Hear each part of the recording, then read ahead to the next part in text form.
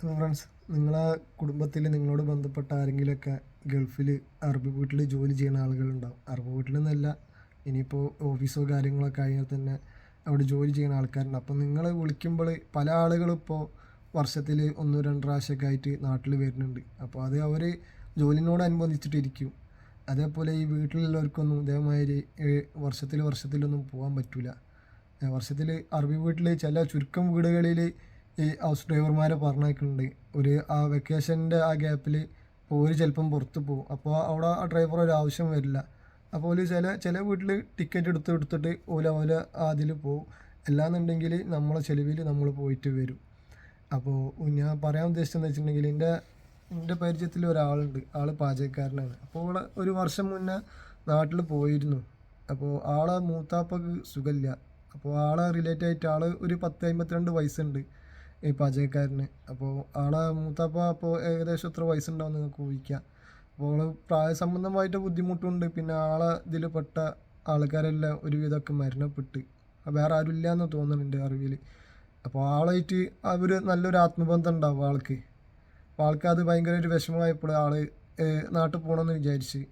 അപ്പോൾ ഓരോ വീട്ടിൽ അറബി സ്ത്രീനോട് പറഞ്ഞ് ഞാനിങ്ങനെ നാട്ടിൽ പോകുന്നുണ്ട്, എനിക്ക് ലീവ് വേണമെന്ന് പറഞ്ഞ്. അപ്പോൾ അവിടെ ഒരു പരിപാടി നടക്കേണ്ട പോലെ കുടുംബത്തിൽ ഒരു കല്യാണം ഉണ്ട്. അപ്പം പറഞ്ഞ് അപ്പം ഭക്ഷണം കാര്യങ്ങളും അവിടെ റിലേറ്റീവൊക്കെ വരും, വന്നും പോയി. അപ്പോൾ ഭക്ഷണ കാര്യത്തിനൊക്കെ ആൾ നിർബന്ധമായിട്ട് വേണം. നിന്നിട്ട് ആ കല്യാണം കഴിഞ്ഞിട്ട് പൊയ്ക്കുമെന്ന് പറഞ്ഞ്. സാധാരണ രീതിയിൽ അവിടെ പണിക്കാരും വെക്കലില്ല. ആ അറബി സ്ത്രീ തന്നെ ഭക്ഷണം ഉണ്ടാക്കും. അവിടെ വീട്ടിൽ 1-2 പണിക്കാരുത്തികളുണ്ട്. ഈ അറബി വീട്ടിൽ എന്ന് വെച്ചിട്ടുണ്ടെങ്കിൽ ഓരോന്നിനും പണിക്കാരുത്തികളുണ്ടാവും.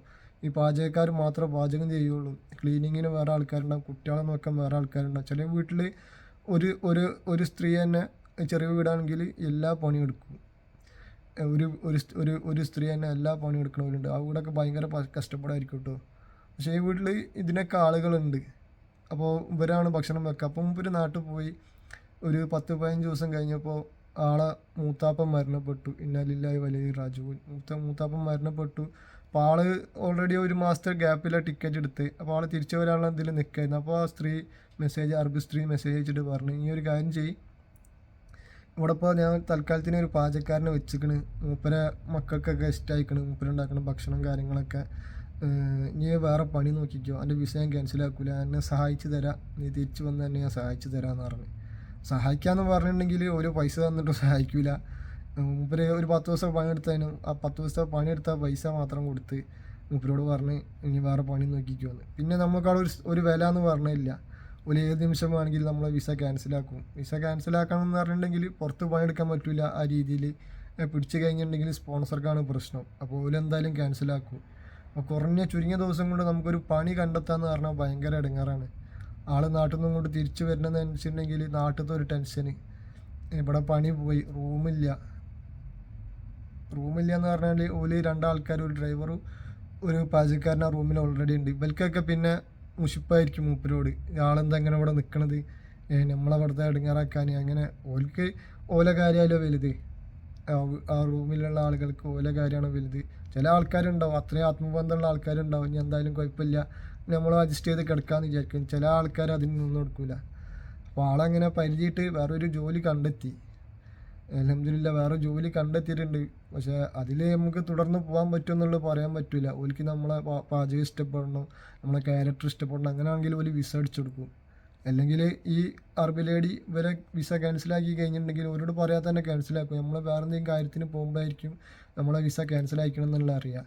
അപ്പോൾ അവിടുന്ന് അങ്ങോട്ടേക്ക് ഫസ്റ്റ് ഒരു വലിയൊരു എമൗണ്ട്, പിന്നെ ഒരു ദിവസത്തിന് 50 ദിർഹം വെച്ചിട്ടും കട്ടാവും.